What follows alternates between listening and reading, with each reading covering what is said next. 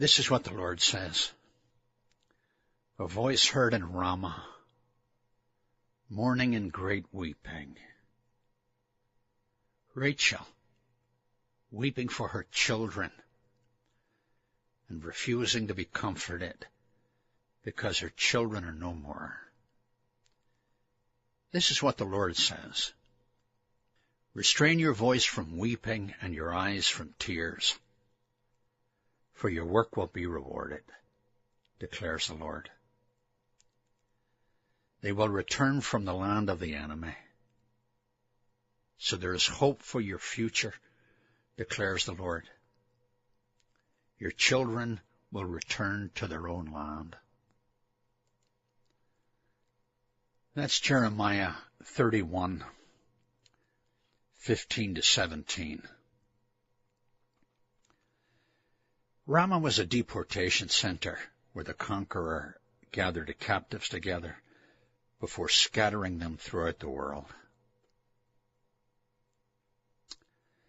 I wonder how many places on earth there are that are remembered, if they're remembered at all, as places of despair and heartbreak.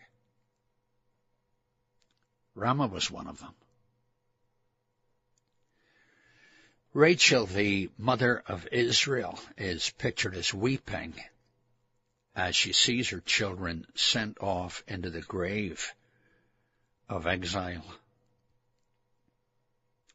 There's the reality. Do put your mind to this and imagine.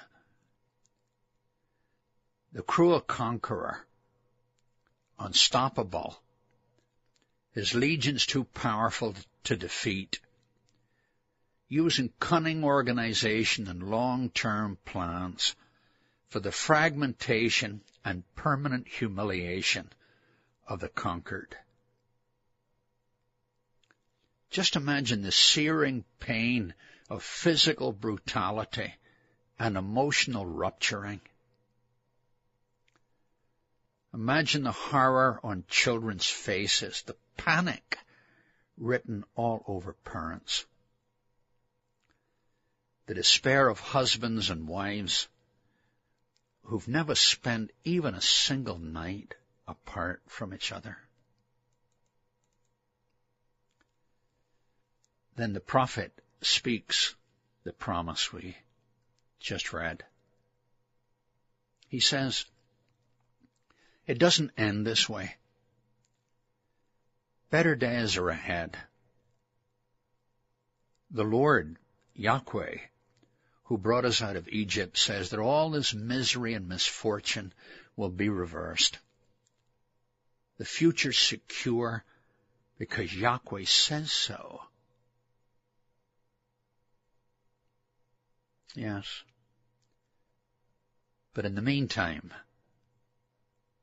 what about in the meantime? Well, the present must be faced and the heartbreak must be borne. Isn't that so?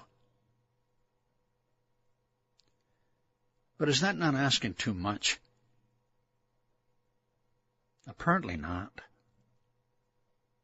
Apparently not, since he tells them not to cry. But when he tells them not to cry, he isn't snarling at them, mark you. That's not his tone. That's not his tone at all. But whatever his tone, the word is still the same. Don't cry. This isn't the end. And I have a glorious future in store for you. So in light of the future, they are to live hopefully in a tough present.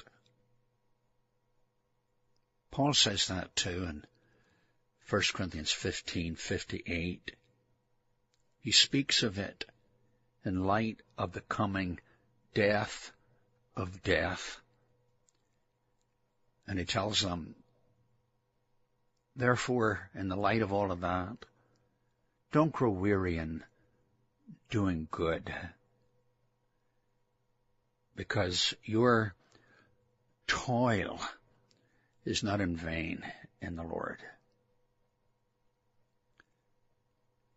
But the assured promise of a glorious future says something about a tough present.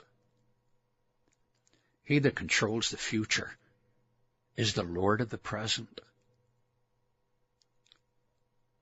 Look at the crushing present. Take a good look at it. And hear the prophets say that the future is secure and glorious. Look, take a good long look. And some of you, how could you avoid it? Take a good long look at the economic chaos, or the inoperable tumors, or the rapacious governments, the genocide, the trashed marriages, the warmongers, the predatory multinational companies that are burying little nations in cunning purchases and loans. Look at them.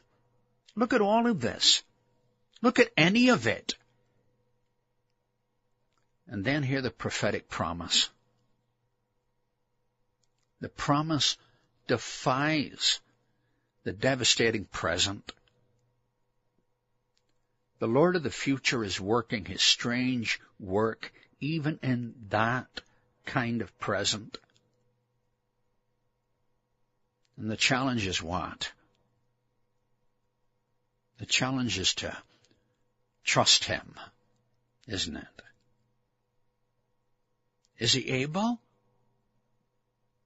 Willing?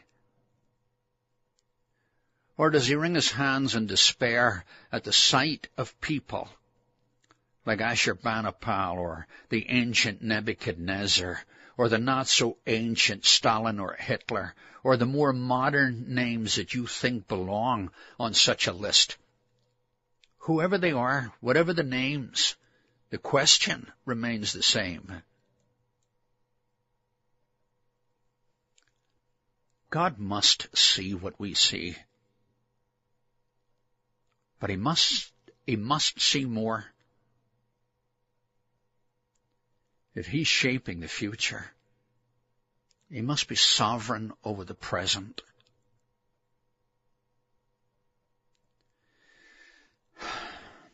It's a good thing, a critically important thing for us to look to the promised glory. But faith's power and the maximum of peace in the middle of the political, economic, military, social, and moral storms that are raging is to be able to look at all these and believe that God is in the midst of them, bringing about a new world. Can you believe that? A prophetic promise not only envisions the future, it undermines the lies that a cruel and unbending present pours out. A prophetic promise defies all the claims of all the predators and all the perverted world powers. Defies all of them. And it joins its voice with Paul in Colossians 2:15 to say that God in Jesus Christ has dealt with all of them in a one-time permanent victory. Can you believe that? Do. Believe.